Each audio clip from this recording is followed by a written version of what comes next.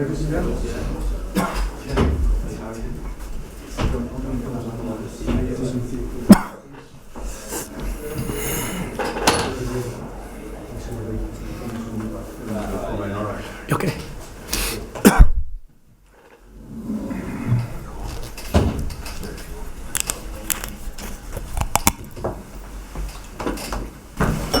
Warren, after a great first half, did you concede at exactly the wrong moment?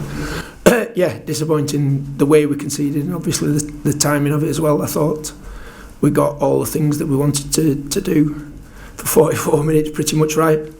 I thought we had a good method in the way that we closed down, and I thought the lads were brave enough to take the ball and pass through the lines, which we did, and I think we created the best chances with some really clever football as well in the first half, but then probably conceded a goal that's, you know, you see every week in the Championship, so it's disappointing to concede like that, really. If it goes the other way and you take one of those opportunities and take the lead, you end up in a very different game.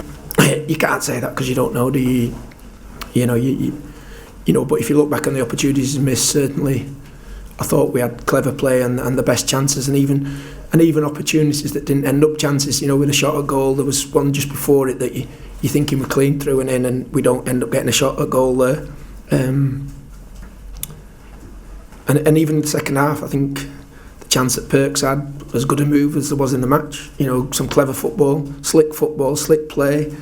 You know, the keeper down, and you're thinking, go on, just hit the back of the net, and you know, that's one apiece again, and you're back in the game. You know, so to do that and then concede from second phase from a corner with another free header is disappointing, really, the manner. If you come here and get carved open by world-class players, you hold your hands up, don't you, and say, well, that's why they're there. But I think the lads have given a really good account of themselves, tactically clever, worked the socks off doing it, but brave enough to take the ball and play through the lines as well. So for 60 minutes, you know, really pleased with a lot of things. The last 20, I think you can forget about anyway, because we're just going gung-ho chasing the game. So I think that's irrelevant, really, and probably flatters Manchester United that it ends up for. Did United find an extra gear, do you think, in the second half? I don't think so, no. I think at 2-0 we just open the game up, and it shows that you can't do that. You know, we've got to have a method to it. We're just gambling and chasing a game, really, at 2-0. You know, it's not them going up a gear. It's just me knowing that you can't come to places like this and not have a plan on how to close down. You know, the last 20 minutes is just us trying to chase the game and trying to chase Man United to see if we can pinch the ball high up and score a goal. You can't do that.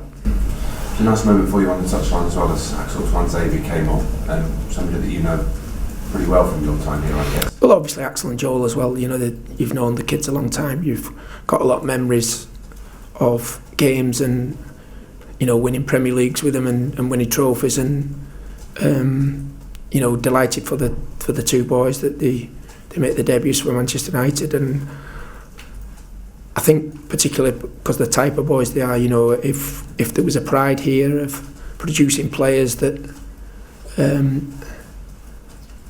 meant something about the culture of Manchester United, those two players certainly do that, you know. So pleased for them and hope they have long successful careers here, because certainly the type of player that you want to represent you as a Manchester United coach.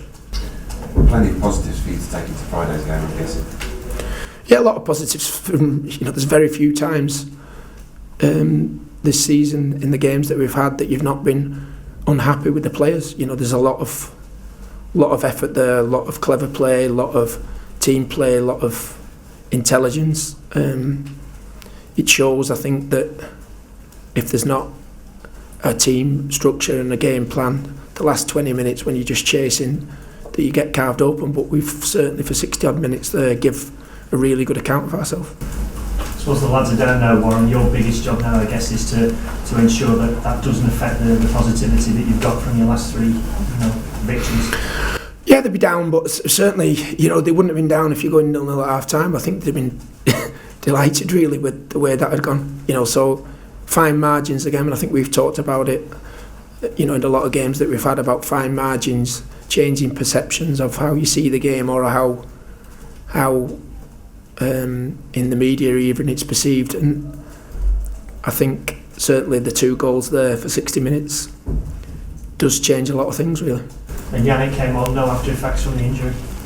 Well, he's not trained really since the Burton game, so he's had one day's training. You're gambling there at 2-0, aren't you? And not wanting to overexpose him for longer than that, just building him up for Friday's game. Did you still feel there was something for you when Yannick came on, on the counter on the Burton? Yeah, I did, because he was coming on anyway at 1-0, so we just conceded just about the time he was coming on. That was another one that you still think it's tight and I think we can do something. So, there's another one that you don't know if he goes on at 1-0, instead of 2-0 when you're chasing it, it's open. That's another fine margin in the game that can look back and make it difficult, and another turning point. But you get that in all games. They're the fine margins between teams who really win the cups and win championships. They get all those bits going for them and right, and that's the difference. Reports yesterday you had a couple of big bids from Yannick from Derby and Norwich. Are you confident, hopeful? Where do you stand that you'll keep him beyond Tuesday? It's simple for me. You don't want to sell your best players. You've come here trying to build a football club, and I think before I came here, I don't think he'd played a full game this season. So, he's progressed. He's lost weight. He's sharper. He's fitter. You believe in him as a player, and know that he could play on stages like this every week. So, those sort of players you want to keep hold of. Anybody else? Are you okay? You want to get nothing?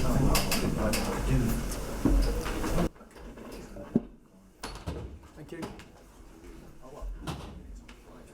You're happy just to speak about